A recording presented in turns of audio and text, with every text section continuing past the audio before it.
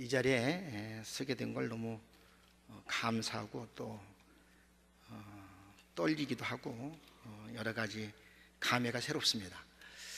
저를 기억하신 분들이 혹 계실 것 같은데,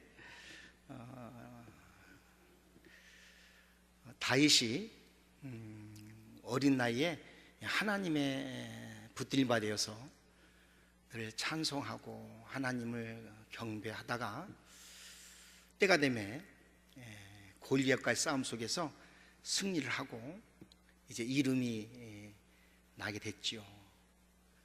그리고 많은 인기가 있다 보니까 또 사울 왕의 시기를 받게 돼서 또 긴 기간 동안에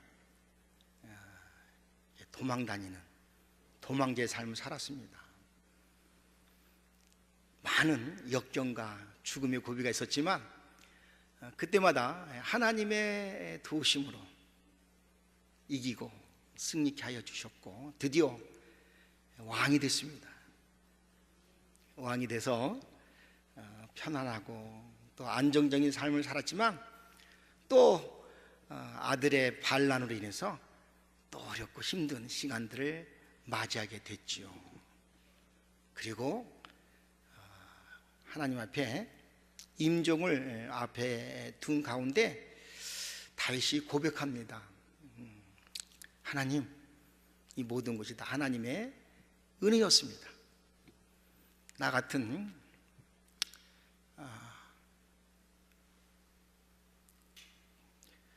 미천한 종이 목동인데 배움도 그렇게 많지 않고 배경도 좋지 않았지만 하나님께서 왕으로 삼아주시고 그 나의 생애를 참 아름답게 복되게 해주셔서 참 감사합니다. 내가 어찌 이 은혜를 다 잊을 수 있겠습니까?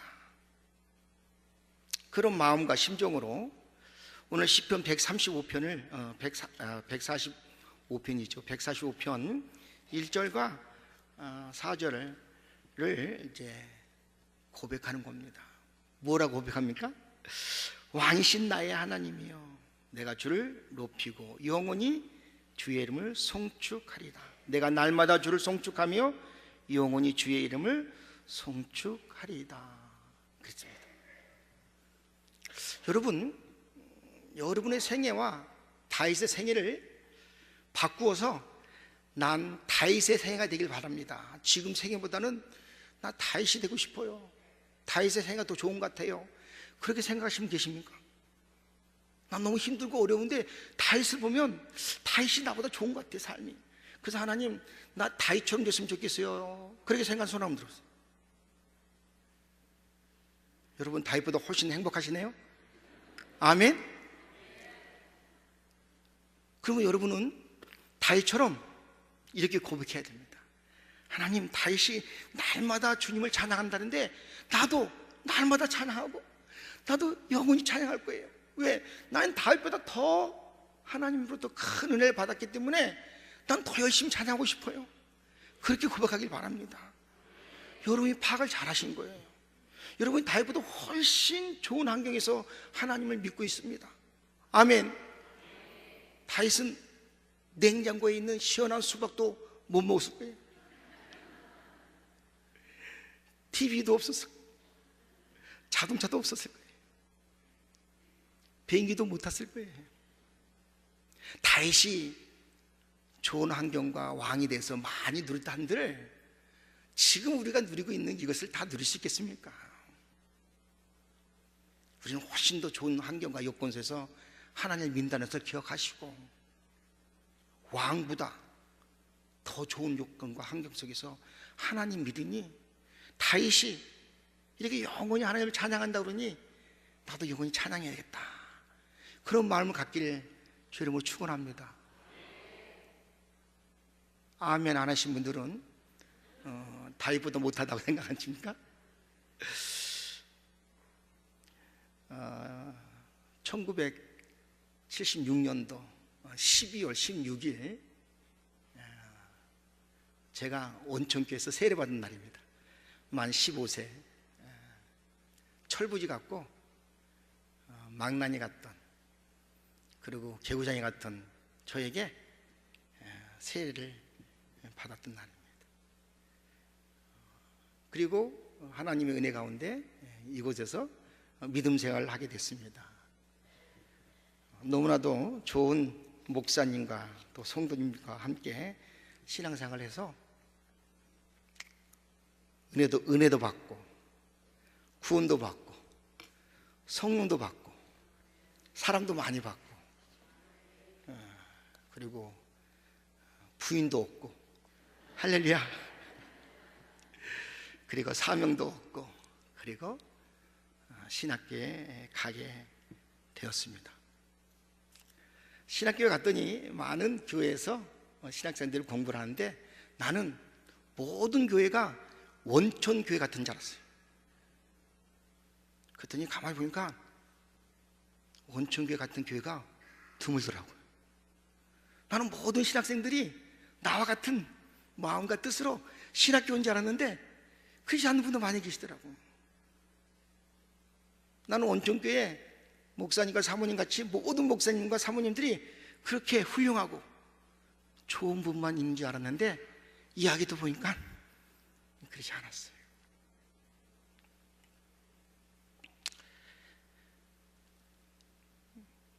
지나고 보니까 원촌교회는 아주 특별한 교회였습니다. 저의 신앙의 토대가 되고 모토가 되는 이 원촌교회에서 너무나도 많은 좋은 신앙의 유산을 받아서 가는 곳마다 어렵고 힘들었지만 이 원천의 힘, 그 배경의 힘으로 지금까지 꿋꿋이 잘 지내왔습니다. 우리 중고등학생 때 우리 목사님과 사모님, 남자들은 다 목사님처럼 돼야 된다 말하잖아도 우리 신앙이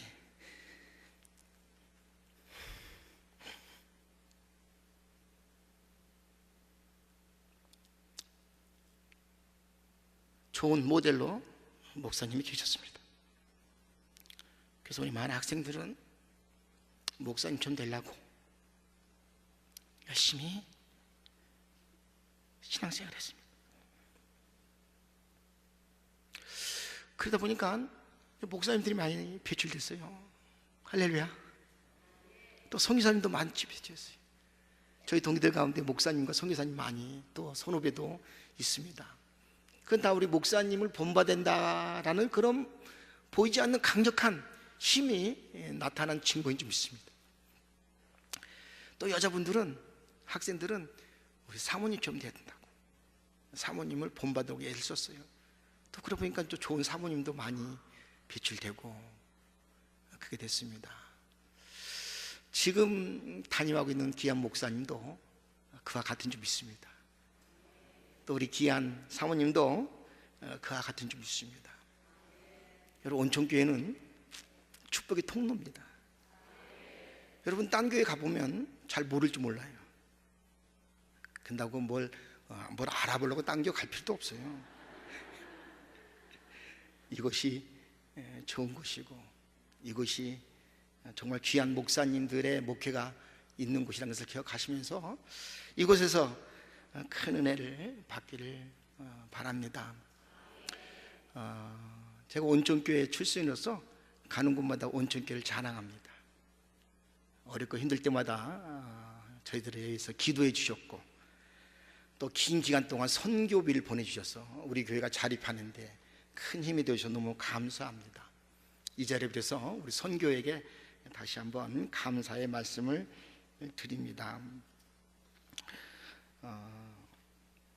저는 저를 알고 계신 분도 계시겠지만 하나님 은혜로 지금 하와이에 오게 돼 있습니다. 하와이에 와서 목회를 하고 있습니다. 그곳에서 지금 하나님 은혜로 목회를 하고 있는데요. 몇 년 전부터 하나님께서 저에게 강력한 마음의 감동을 주시기 시작했습니다. 그것은 찬양에 대한 새로운 인식이었습니다. 찬양을 강조하라는 것입니다. 모든 교회가 찬양을 열심히 잘합니다. 그리고 또 뜨겁게 부릅니다. 그런데 하나님, 다들 찬양 열심히 하는데 뭘 또 찬양을 강조합니까? 잘하고 있는데. 근데 하나님께서는 잘하고 있지만 생활 속으로, 실천함으로 찬양이 부흥이 돼야 된다, 그렇게 말씀해 주셨습니다. 생활 속에서 찬양을 해야 된다. 교회 안에서는 잘해요. 근데 생활 속에서, 가정 속에서, 또 직장 속에서 찬양을 해야 된다는 거예요. 그러면서 찬양이 얼마나 중요한가에 대해서 여러 가지 묵상을 하게 했습니다. 찬양이 중요하다. 얼만큼이요? 신앙생활에서 가장 중요한 것이 무엇이겠는가? 뭐라고 생각하십니까? 이제 각자 취향에 따라서 나는 성경, 말씀이 중요하지, 기도도 중요하지, 봉사도 중요하지. 그러나 찬양이 제일 중요하다 그러면 억지가요? 신앙생활에서 가장 중요한 것은 찬양입니다. 그러면 그건 편협된 생각이지. 골고루 다 있어야지 어디 찬양만 우선합니까? 그렇게 생각할 수 있을지 모르겠지만 성경을 가만히 보면 찬양이 얼마나 우선해야 될 것인가를 잘 이야기하고 있습니다. 제가 한번 질문을 한번 던져보겠습니다. 성경에서 하나님께서 말씀하시고 권면하시고 부탁하시고 그런 말씀 가운데, 그런 계명 가운데, 그런 명령 가운데 가장 많은 계명이 뭐겠어요? 가장 많은 명령이 뭐겠어요? 서로 사랑하라, 열심히 기도하라, 선교하라, 봉사하라, 이런 그런 말씀도 있겠죠. 그러나 그보다 더 많은 게 있어요. 뭐가 있습니까? 뭐로 생각하십니까? 예? 여호와를 찬양하라. 여호와를 찬양하는 계명은 다른 계명에 비해서 훨씬 많습니다. 수십 배 많습니다. 많다는 것은 강조하는 것이고 많다는 것은 중요하다는 것이죠. 그걸 기억하셔야 돼요. 또 찬양은 했다면 영원히 하라고 합니다. 내 평생 찬양하리라. 이 땅에서는. 그러나 이 세상을 떠날 때는 거기서도 찬양하리라. 천국에 갔는데 기도할 필요가 있을까요? 뭐 안 한다고 뭐 한다고 뭐라고 하진 않겠지요. 그러나 기도할 필요가 있을까요? 조금 생각할 필요가 있어요. 성경 공부. 주님이 눈앞에 계시는데 궁금하면 물어보면 되시 뭐 또 성경 공부를 하겠습니까? 봉사 필요할까요? 봉사가 없어도 다 모든 것이 준비되어 있기 때문에. 근데 성경 보니까 영원히 해야 될 것이 있어요. 찬양입니다. 찬양은 영원히 하라고 했어요. 이 땅에서뿐 아니라 하나님의 나라에서까지도 찬양하라고 그랬습니다. 그래서 이 찬양의 중요성을 다시 한번 인식하면서 생활 속으로 찬양이 들어가야 된다, 그렇게 말씀하셨습니다. 우리 권사님 한 분이 묵상하면서 하나님께 받은 메시지가 하나 있어요. 기도하는데 이런 음성이 들다는 거예요. 기도하는 사람은 하나님을 찾아가는 도중에 있고 기도하는 사람은 하나님을 찾아가는 도중에 있다는 거예요. 아직 목적지에 못 다다랐다는 겁니다. 그런데 찬양하는 사람은 이미 하나님 품에 안겨 있더라. 그것을 깨닫게 된 거예요. 그것을 하나님께서 알려주신 거예요. 그래서 걔가 그 말씀을 가만히 묵상해 보니까 일리가 있는 말 같아요. 여러분, 우리가 기도하면 어때요? 기도하면 하나님이 그냥 금방금방 응답되는 기도를 드린 분도 계시지만, 야, 좀 생각해 보자. 너 네 기도만 들어줬다간 안 될 수도 있지 않겠니? 그래서 이렇게 시간을 둬야 되는 그런 내용의 기도가 있지요. 예를 들면 쉬운 예로 우리 김 집사님 아들, 우리 아들 이번에 1등 하게 해주세요. 근데 이번 옆에 있는 박 집사님 아들도 이번에 1등 해주세요. 그러면 어떻게 되겠어요? 하나님께서 즉각 응답할 수가 없잖아요. 야, 좀 기다려라. 야, 어떻게 되냐? 둘 다 1등을 하면 어떻게 되겠니? 우리의 기도가 그런 기도가 많다는 거예요. 예? 하나님이 직접 응답할 수 없는, 좀 기다려, 너 그거 아닌데, 그런 것이 많이 있다는 것이죠. 근데 찬송은 다릅니다. 찬송은 이미 정제된, 하나님으로부터 인정받는 그런 언어로 표현되기 때문에 100% 다 하나님께 응답돼요. 이 찬송의 가사는요, 이게 하루아침에 쓴 게 아닙니다. 어떤 사람은 평생 이 한국의 찬송의 작사를 위해서 평생 하나님과 씨름하다가 찬송의 작사를 쓴 거예요. 정제된 언어, 또 신앙으로 이렇게 통과된 언어. 그렇기 때문에 이 찬송을 부르면 이 찬송 속에는요, 자기 욕심이 없습니다. 자기 계획이 없어요. 다 하나님의 영광과 하나님의 뜻과 하나님이 원하시는 것을 이야기하고 있지, 우리의 기도처럼 뭘 요구하고 뭘 욕심을 내고 뭔가 좀 자기 어떤 욕심적인 그런 내용은 찬송가에는 없어요. 그러니까 찬송이 하나님의 마음을 굉장히 기쁘게 한다는 것을 깨닫게 됐습니다.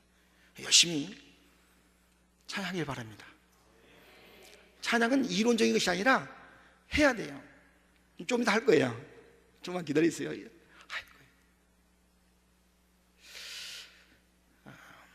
또 하나는요, 그래서 우리 교회는 이제 찬양을 강조하기 시작해서 40일 천곡 찬양 드리기를 1년에 한 번씩 꼭 합니다. 창립주의를 중심으로 해서 한번 따라서 합시다. 천사 드리기, 천곡을 40일 동안 드리자. 천사 드리자. 천사를 드린 것쯤 되지만 그 내용은 천곡을 40일 동안 드리자. 온천교회도 그런 계획이 있었으면 좋겠습니다. 몇 살만 아멘 하시는데 제가 좀 더 설명하면 다 아멘 할 거예요. 이 천곡을 드리기 전에 추수감사절이 이제 얼마 있으면 있어서 우리가 하나님 앞에 추수감사절, 이번 추수감사절은 하나님 앞에 마치 오곡백가를 드린 것처럼 찬양으로 100곡을 드리자 그랬어요. 그러니까 많은 성도님들이 지금 있는 분들처럼 아무도 대답을 안 했어요. 반주하는 우리 반주 선생님께도 목사님 무슨 100곡을 드려요. 100곡을 100곡 드릴 수 있겠습니까? 100곡 들어본 사람, 한 자리에서 한 시간에 나 하나님께 100곡을 찬양을 드려봤다. 없죠? 그러니까 드리면 어떻게 되겠어요? 새로운 뭔가 하나님께서 역사를 주실 것 같아요. 아멘. 그냥 해보세요. 해보세요. 그래서 막 달래고 격려하고 해보자. 응? 야, 우리가 소풍 가고 영화관 가고 우리의 즐거움을 위해서 나가면 4시간 5시간 하루 종일도 하는데 하나님 앞에 감사하는 마음으로 하나님께 4시간 정도 찬양을 드리면 그거 얼마나 귀하고 귀하냐. 우리가 추수감사절, 그래서 추수감사 예물 드리고 뭐 성가대 몇 곡 찬양과 우리의 몇 곡 찬양으로서 1년 동안 받은 하나님의 은혜에 대해서 우리가 그 짧은 시간으로 하나님의 은혜를 다 표현한다는 것은 자칫 잘못하면 형식이 되기 쉽지 않겠니? 매년 돌아오는 추수감사절이니까 야야 감사절이야, 헌금 봉투 그래 적당히 하고 그냥 옷도 좀 깨끗이 입고 뭐 그냥 치장도 좀 하고 그럼 뭐 음식도 좀 기대가 되고 그런 그냥 매년 오는 그렇게 그런 형식이 되지 않겠는가, 그런 우려한 마음이 있어서 우리가 신앙생활을 그렇게 만들 것 같다. 우리 정말 1년을 생각하면 100곡이 뭐니? 더 많이 드려도 그 하나님의 은혜를 다 표현할 수 없을 것 같아. 그러니 우리가 이 추수감사절은 100곡을 드리자. 그랬더니 와 힘든데 그거 어떻게 안 해봤는데 어떡할 거야 막 그러더라. 격려하고 격려해서 드디어 백곡을 드렸는데 놀랍게도 평상시에 뺀질뺀질 은혜 받는 둥 안 받는 둥 그런 사람들이요 막 난리가 났어요. 막 뒤에서 막 뒹굴고 막 회개하고 막 난리가 났어요. 평상시에는 말씀을 듣는지 안 듣는지 딴청도 하고 그런 사람들이 그 백곡 드리는 동안에 하나님께서 다 만져주셨어요. 그래서 놀라운 은혜가 받았어요. 저 뒤에 있던 사람이 앞자리에서 기타 치고 반주하고. 할렐루야. 뒤에 있는 사람들은 항상 조심하셔야 돼요. 왜? 은혜가 저까지 가려면 굉장히 멀잖아요. 여기는 빨리빨리 봤는데. 그래서요 백곡을 드렸다. 그래서 너무너무 좋으니까 이어서 천국 드립시다 40일 동안. 그랬더니 아멘. 40일 드렸어요. 우리는 숫자가 작기 때문에 40일 동안 한다는 건 쉽지가 않아요. 그러나 하나님께 40일을 드렸더니 40일 동안 천국을 드렸더니 하나님께서 정확하게 카운트는 하지 않았지만 배가로 부흥시켜 주셨어요. 교회가 단단히 섰어요. 감사합니다. 온천교회도 제가 이 말씀을 전하고 실천한다면 제가 여기 온 보람이 있습니다. 40일 동안 천국을 드려보세요. 찬양만 열심히 드리면 됩니다. 1시간 반에서 2시간 정도 40일 더 드리면 놀라운 역사가 있어요. 제가 열왕기상 역대상하를 쭉 읽어보니까 이스라엘 역사에 부흥됐을 때가 있었어요. 그 이스라엘 역사의 부흥은 신앙의 부흥이었어요. 그 신앙의 부흥은 성전의 회복이었어요. 성전이 정리되고 성전의 기능이 회복될 때에 하나님께서 놀라운 축복을 부으심으로 강대한 나라가 됐어요. 근데 성전이 회복되고 성전이 깨끗이 정리된 다음에 했던 가장 중요한 것은 찬송하는 사람들을 모았어요. 그리고 그들로 하여금 아무것도 하지 않냐고 성전에서 노래만 하도록 모든 배려를 다 했어요. 먹고 쓰고 하는 모든 것을 다 지원했어요. 그 사람들은 1년 내내 성전에서 순번을 정하면서 찬양하게 했어요. 그게 부흥이었어요. 우리 온천교회는 세계에서 제일 좋은 교회 같습니다. 아멘. 이렇게 좋은 교회를 저도 잘 못 가본 것 같은데 너무 좋습니다. 성전이 정리됐으니 이곳에 무엇으로 가득 차길 바랍니까? 하나님을 찬양하는 하나님의 찬양으로 가득 찰 때 하나님의 임재가 이곳에 임함으로 할렐루야. 오면 눈물이 나야 돼. 누가 눈을 찔러서 눈물이 나는 게 아니라 그냥 눈물이 나. 하나님의 임재와 찬양에 가득 차면 병든 자가 오면 올 때는 아픈 몸을 왔지만 갈 때는 뛰어가게 될 줄 믿습니다. 답답한 심령이 하나님의 임재와 능력 가운데 임하면 돌아갈 때는 새로운 모습으로 가는 거예요. 할렐루야. 이제 온천교회는 더 부흥될 일만 있을 줄 믿습니다. 40일 동안 천국을 찬양만 드리세요. 그러면요 하나님이 역사하십니다. 그래서 이 모든 공간이 꽉 차고 1부도 꽉 차고 2부도 꽉 차고 예배 들 때마다 꽉 차는 역사가 있기를 축원합니다. 저에게는 올삭 찬양도 드립니다. 올삭은 뭐냐? 1월 1일 날 제사 드리는 것이 올삭인데 저희 교회는 첫 번째 주일 지나고 하수목 3일 동안 하나님께 찬양을 드리는 3일 동안 찬양을 드리는 그런 모임도 갖고 있습니다. 사도행전 16장에 보면 바울과 실라가 옥에 갇혔습니다. 잘 아시죠? 왜 갇혔는지. 갇혀서 매도 맞고 억울하게 옥에 갇혔는데 그들이 밤중꾼 되어서 하나님께 기도하며 찬미하더라. 그랬더니 제수들이 듣더라. 사도행전 16장 25절입니다. 26절 바로 찬송이 끝나자마자, 그들이 찬송이 끝나자마자 이에 옥문과 창고와 틀이 흔들렸다고.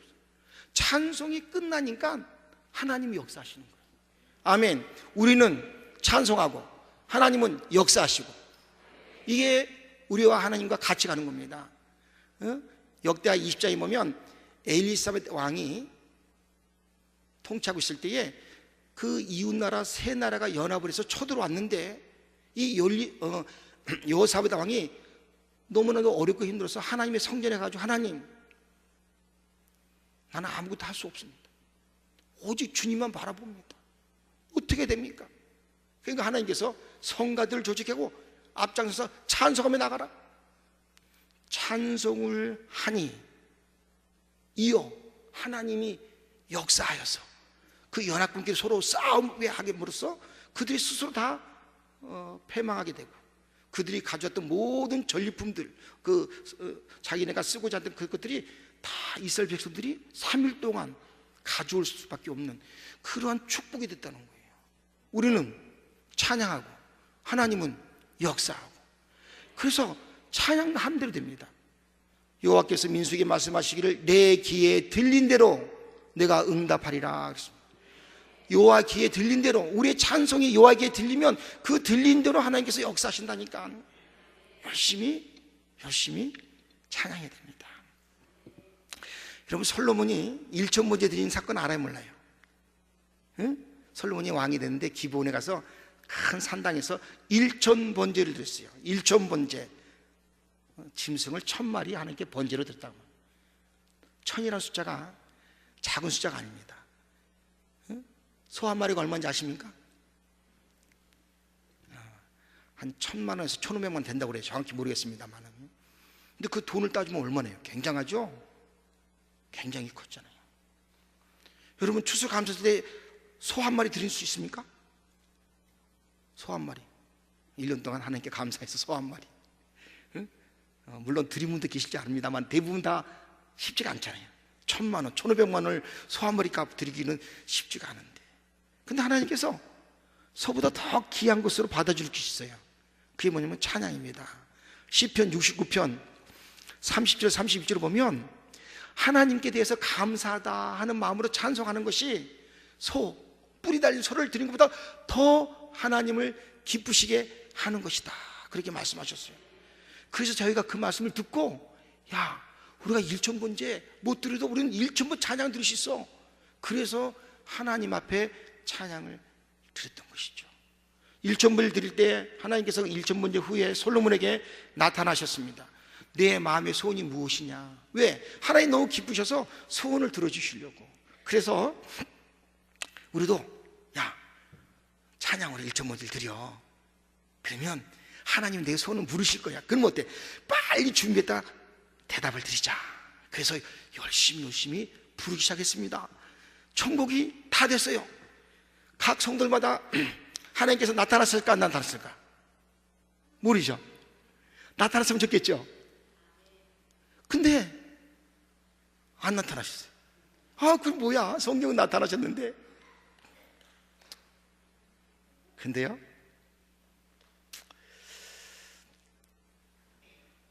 왜 안 나타나셨나? 나타날 필요가 없으셨던 거예요. 그게 무슨 말이에요?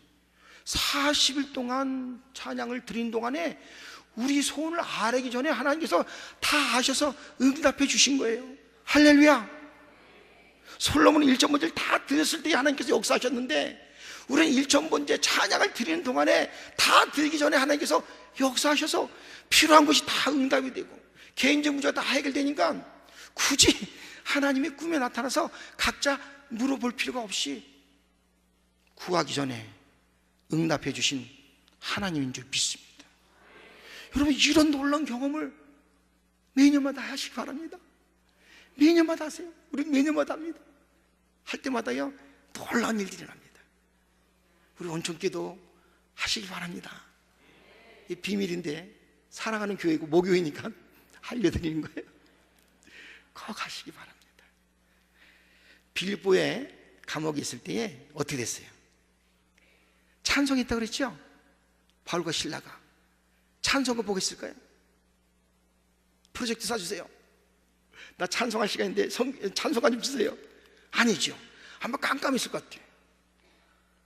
환경과 여건이 별로 안 좋았기 때문에 뭘 보고한다는 것도 어렵고, 근데 그럼에도 불구하고 뭐 했어요? 찬송했죠. 어떻게 하면 그렇게 할 수 있을까요? 찬송가를 외우면, 암송하면 할 수 있는 거예요. 아멘. 환경과 여건이 안 좋을 때 찬송을 애우셔야 돼요. 애우면 어디든지, 비행기 탔을 때도, 그리고 혹 핍박이 와서 감옥에 갇혔을 때도, 혹 여러분이 위기에 있을 때도 암송한 것은 누구도 빼앗아갈 수가 없어요. 그래서 그것을 찬송을 하는 겁니다. 저희 교회는 암송 운동이에요. 11곡 다 줘가지고 11곡씩 다, 이 찬송은 올해 곡 애우세요, 틈틈이 애우세요, 11곡을 다 들여서 열심히 암송하고 있습니다. 우리 온천교회도 그렇게 암송하셔서 어떤 상황이든지 하나님을 찬양할 수 있기 바랍니다. 에녹이, 창세기 보면 에녹이 하나님과 300년을 동행해서 하나님께서 그를 기뻐서 그냥 죽음을 맛보지 않고 하늘로 올려주셨다 그랬습니다. 그러면 에녹이 하나님과 어떻게 동행했을까요? 그걸 생각해 보니까, 하나님, 나 하나님과 동행하고 싶으니까 하나님 오른손 좀 주세요, 내가 잡고 다닐게, 그랬을까요? 꼭 잡고 다녔을까요?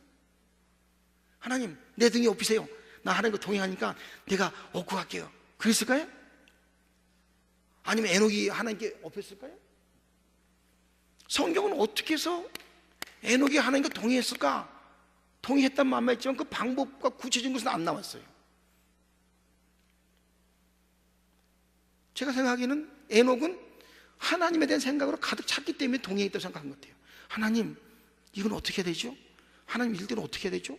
하나님, 이러면 어떻게 해야 되죠? 아마 생각이 하나님으로 가득 찼기 때문에 그걸, 성경을, 하나님을 늘 생각하고 하나님의 뜻을 따르고 노력했기 때문에 그는 하나님과 300년을 그렇게 살더니 하나님이 하도 그렇게 내 뜻을 물으니까 야야야, 그냥 올라와. 할렐루야. 그래서 올라갈 때 있습니다. 여러분, 우리 성도들의 죽음은 뭡니까? 저는 장례식도 음악제처럼 합니다. 찬양제처럼. 한 6곡, 7곡 와가지고 그냥 반복해서 계속 불러요. 1시간 반 동안. 그랬더니 다른 교회 권사님도, 목사님, 제가 제 장례식도 이렇게 할 수 없냐고. 제가 담임 목사가 아니라 특별히 부탁하면 할지 모르지만 그건 쉽지 않지만 너무너무 은혜스러웠어요. 그래서 모든 교회 일들은 다 무엇으로? 찬양 중심으로. 할렐루야. 그래서 찬송을 이제 애우는 게 또 하나의 중요한 주님과 동행입니다. 애우면 자꾸 그걸 잃어버리지 않으려고 애우다 보면요, 자꾸만 하나님을 생각하게 돼 있어요. 그래서 우리가 이 땅에서 하나님을 계속 인식하려고 그러면 하나님 그러면 또 그렇고, 찬송을 통해서 찬송을 계속 부르다 보면 11곡, 우리 권사님들이 11곡 줬더니요, 한 곡도 애우기 어려운데 어떻게 11곡 줬습니까? 그러니까 계속 그걸 붙들고 있다 보니까 사람이 변해요. 언어도 변하고 생각도 변하고 굉장히 좋아지고 있어요. 여러분, 나이가 1년에 한 곡씩 애웠다면 나이만큼 애운데, 이럴 땐 나이 먹은 것이 불리하죠. 70세 이상은 70곡 정도는 애워야 돼. 아휴, 괜히 나이만 많이 먹었네. 그러니까 70살인데 70곡 외우려면 포기할 수 있으니까 7은 7곡만 외우고, 60은 6곡만 외우고, 50은 5곡만 먼저 외우시고, 그 다음에 외우다 보면요, 이게 굉장히 탄력을 붙고 외우다 보면 좋다 보니까 자꾸 외우게 됐어요. 그래서 저도 이제 외워야 될 찬송을 다 모았어요. 다 다 모았더니 한 110곡 정도 되더라고요. 이거 다 외워야 되겠다.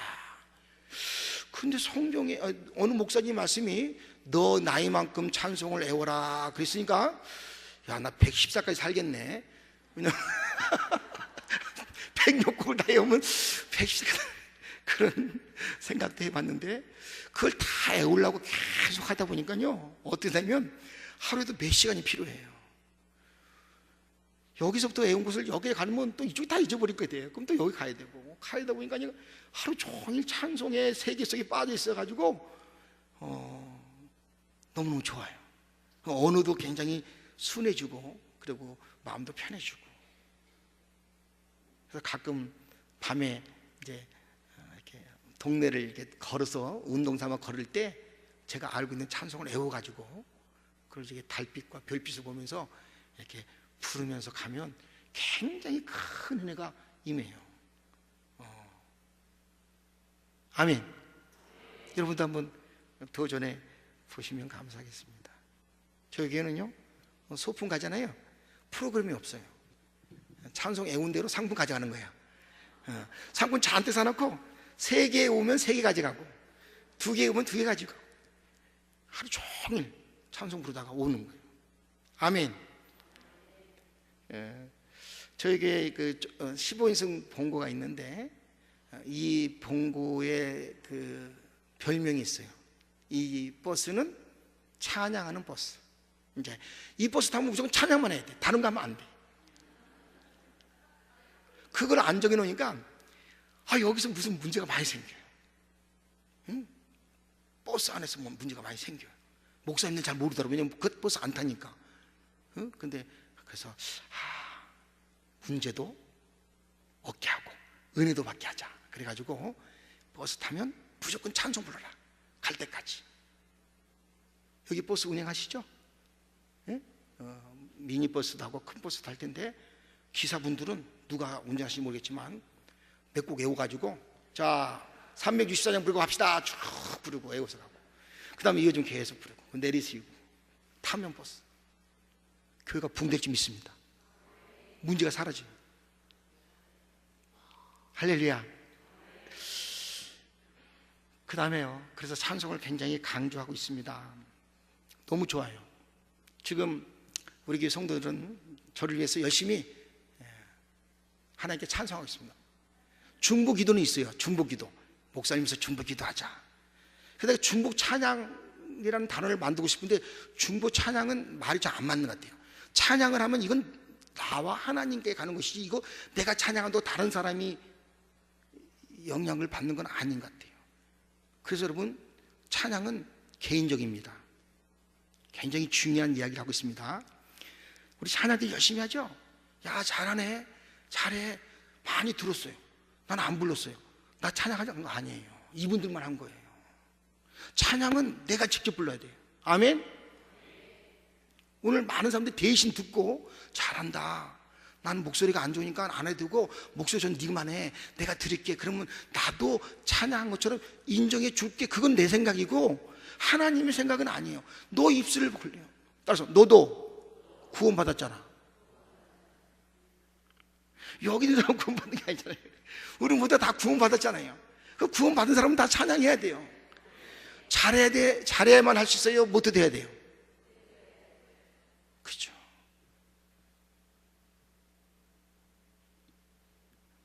제가 찬양을 강조하다 보니까 열심히 찬양했는데 갑자기 반주자 3사람이 다 없었어요.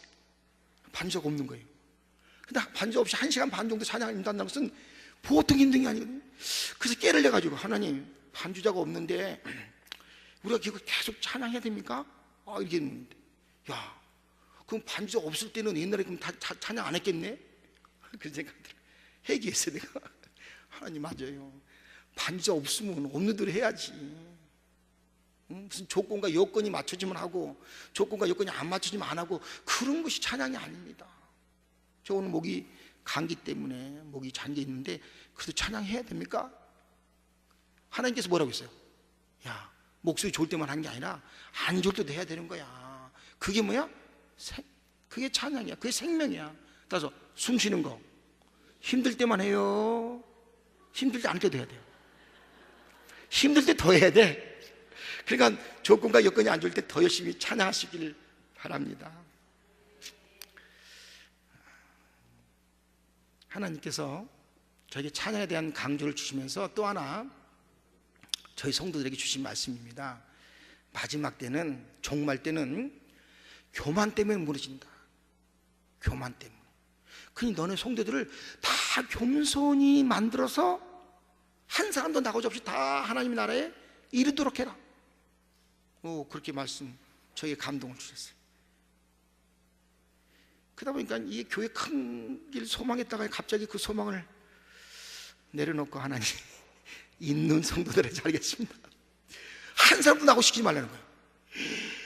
야, 그런 말 듣니까 그냥 깜짝 놀랐죠. 야, 근데 뭐 때문에 무너진다고요? 교만 때문에. 그러면서요, 제가 가만히 생각해 보니까 현대 사회는 가만히 있으면 교만해집니다. 가만히 있으면 교만해져요. 여러분, 교만해요, 겸손해요? 응? 여러분, 뭐 나 교만해져야 되겠다 그렇게 말 안 해도 따지보면 여러분 교만해요, 겸손해요? 그죠? 저절로 교만해졌죠? 우리가 굉장히 교만해요. 근데 주님은 겸손하다고 그러잖아요. 나는 마음이 오냐 겸손하니 교만이 무너진다. 겸손케 하라. 겸손케 하라. 우리는요, 가만히 보면요, 겸손보다는 교만하기 쉬운 환경과 요건 속에 살고 있습니다. 나이가 들면 경험이 쌓이고 지식이 축적되니까 아는 게 많은 건 그게 교만하기 쉽잖아요. 또 옛날에는 가난했지만 지금 부유하니까 많이 소유를 갖다 보면 괜히 내가 뭔가 된 것처럼 힘있게 되고, 옛날에는 하나님을 간절히 찾지만 요즘은 하나님을 좀 멀리 두고도 나 혼자 할 수 있는 뭐가 있는 것 같은, 그러니까 점점점 교만하기 쉬워져요. 그래서 하나님께서 갑자기 저에게 겸손하라. 그래서 저희 교회 설교 내용은 딱 두 개예요. 하나는 찬양하라, 또 하나는 겸손하라. 이것만 합니다. 그러니까 너무 설교하기 좋죠. 목사님들 설교는 다음 주에 뭐 하지? 다음 주에 뭐 하지? 이게 고민인데, 저도 그런 고민이 있었는데 한꺼번에 끝났어요. 두 가지만 하자. 근데 교만에 대한 설교할 때마다요, 다 은혜가 돼요. 왜냐하면 겸손합시다, 겸손합시다, 이걸 아무리 강조해도 다음 주일날 또 와서 겸손합시다 그러면요, 또 교만했어요 우리가. 그래서 또 회개해. 그래서 한 달에 한 번은 무조건 겸손에 대한 설교를 해야 됐구나. 그래서 한 3년 쭉 5년 가까이 했습니다. 한 달에 한 번은 겸손. 하면 할수록요 더 은혜돼. 왜냐하면 그렇게 많이 들으니까 아직도 겸손 못하니까. 근데 계속 해야 됩니다. 근데 그 중에 하나의 방법이 찬송입니다. 찬송을 많이 하면요 겸손해져요. 사탄도 찬양을 잘할 때는, 사탄도 찬양 열심히 할 때는 천사의 찐자, 천사였는데 찬양을 안 하고 찬양을 받으려고 할 때 어떻게 했어요? 사탄이 됐잖아요. 교만이 됐잖아요. 우리도 열심히 찬양하기 바랍니다. 열심히 하나님을 찬양하면 저절로 겸손해져요. 하나님을 높이니까. 왕이신 나의 하나님, 말로만 하지 마시고 그 가사대로 왕처럼 하나님을 찬양하면 겸손해지거든요. 여러분, 찬양하고 겸손한 마음이 생겨야지만 찬양을 잘 드린 거예요. 찬양을 드렸어요? 찬양을 드렸죠? 앞에나 뒤에나 다 드렸죠? 드리고 나서 겸손해져야 돼. 나 하나님 앞에 더 겸손해야 되겠구나. 나 하나님께 더 섬겨야 되겠구나. 이런 마음이 생길 때에 찬양을 잘 드린 겁니다. 만약에 뭐 성가대라든지 찬양팀이라든지 뭔가 큰 찬양 축제가 있어가지고 연습 많이 하고 막 큰 연습을 많이 하고 대곡을 하고 그냥 그걸 그냥 멋있게 발표했어. 야, 해냈다. 우리가 이렇게 해냈어. 이 어려운 곡을 해낸 거야 우리가. 야, 찬양을 드렸는데 뭔가 자기가 성취했다고, 뭔가 자기가 뭔가 얻었다고 하는 그런 마음이 생겨서, 교만한 마음이 생길 수 있으면 이거 찬양이 잘못될 수 있어요. 겸손해야 돼. 하나님께서 은혜 주셔서 이 어려운 곡을 우리가 어떻게 해냈지? 하나님의 은혜로구나. 감사해요. 하나님, 다음에도 또 그런 은혜를 주세요. 겸손해야 돼요. 아멘. 찬양을 리드하는 분들도 찬양을 부르면서 하나님 감사해요. 다음엔 더 뜨거운 마음으로 드릴게요. 그러면서 우리 성도들도 앞에 있는 찬양팀을 보고 더 열심히 찬양해야지, 더 겸손히 주님을 섬겨야지. 찬양이 끝나고 나서 이것이 하나님께 드림받은 찬양인지 아닌지는 내 마음이 겸손해졌나 아니었는가를 점검해야 돼요. 자칫 잘못하면 찬양하고 겸손을 잃어버릴 수가 있어요. 그러면 은혜스러운 찬양이 안 될 수 있어요. 하나님의 기쁨이 안 될 수도 있어요. 성도들로 하여금 찬양을 더 멀리 하게 할 수도 있어요. 찬양은 겸손하게 만드는 비법이지만 찬양을 통해서 나의 겸손을 확인할 필요가 있어야 될 줄 믿습니다. 찬송이 부흥이에요. 제가 지난 주일 광주에 있는 교회에 가서 일일 부흥회를 했습니다. 써놨더라고요. 일일 부흥회. 아니, 하루 만에 부흥해서 부흥되면 부흥 안 될 교회가 어디 있겠는가 그런 생각이 들기도 하는데, 오늘 수요일날 와가지고 한 번에 무슨 뭐를 어떻게 변화시킬 수 있겠습니까? 근데 찬양해야 되겠다라고 하는 마음을 먹으면 그때부터 부흥이 시작되는 거예요. 어떤 부흥 강사님은 그러더라고요. 나 어느 교회에 5번씩 갔어. 어? 갈 때마다 은혜 끼쳤더니 또 오라고 했어, 또 오라고 그랬어. 근데 가만히 생각해 보니까 그게 부흥의 자랑 같지 않아요. 왜냐하면 그 목사님이 올 때만 뭔가 이게 되는 것 같고, 안 계시면 안 되는 것 같고, 그러니까 야 또 부르자, 또 부르자, 그런 것 같아요. 근데 진짜 부흥회는 한 번만 와서 안 와도 돼요. 왜? 우리가 그 명령도 잘하고 부흥되고 있습니다. 뭐 그런다고 다시 부르지 말라는 그런 뜻은 아닙니다만은 다시 만날 때까지 찬양에 대한 열정과 뜨거움을 갖기를 바랍니다. 저희 교회는 우리 목사님, 문강 목사님도 그 말씀하셨는데, 수요일 날은 굉장히 자유로워요. 그냥 찬양만 다 하고 갈 때도 있어요. 찬양만 다 하고 갈 때도 있어요. 1년에 여러 차례 하는데 그때마다 더 좋아해요. 그래서 깨달았어요. 우리 성도들이 설교로 은혜 받는 것보다 찬양으로 은혜 받는 게 더 많구나. 그러니까 나는 우리 성도들에게 은혜를 끼치기 위해서 그들이 좋아하는 찬양을, 또 하나님이 좋아하는 찬양을 열심히 드려야 되겠다. 그 열심히 찬양을 드립니다. 저는 우리 교회가 여러 모임이 있지만 가장 좋은, 내가 가장 은혜 받는 것은 올싹 찬양, 3일 동안 드린 찬양, 자유롭게 찬양만 하거든요. 가장 은혜스러워. 내가 은혜 받아요. 내가, 목사님이. 할렐루야. 여러분, 목사님이 은혜 받는 게 가장 중요한 줄 믿습니다. 아멘 안 하세요? 여러분, 목사님 아니라고 아멘 안 하는 거예요?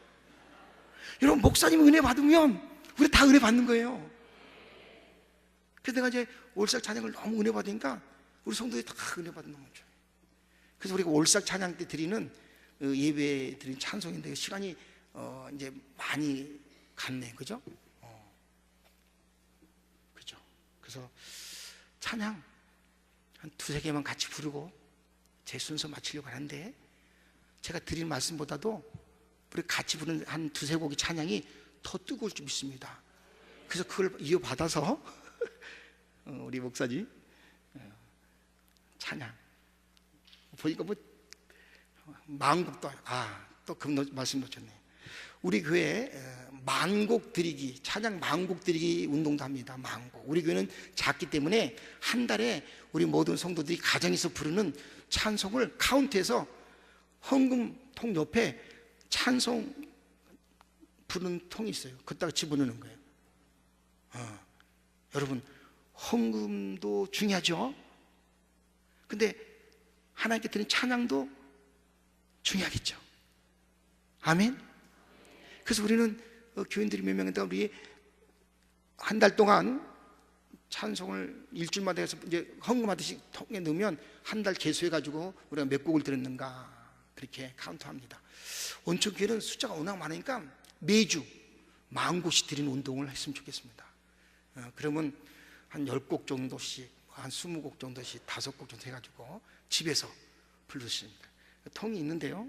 통이 있는데 빨간 색조항아지는 50곡, 파란 거는 20곡, 노란 거는 5곡, 하얀 거는 한 곡. 그래가지고 자기가 불렀으면 곡에 맞게서 집어넣으면 돼요. 집어넣으면 나중에 빨간 거 파란 거 모아가지고 씹으면 카운트가 되는데, 우리 온천교회는 매주마다 하나님 앞에 가정에서, 물론 여기서 많이 드리겠지만 가정에서 드려야 되거든요. 가정에서도 애워서 부르고, 아까 말한 것처럼 나는 그냥 5곡 불러야 되겠다. 그래서 생활 속에서 찬양을 하면 아마 놀라운 변화가 일어날 줄 믿습니다.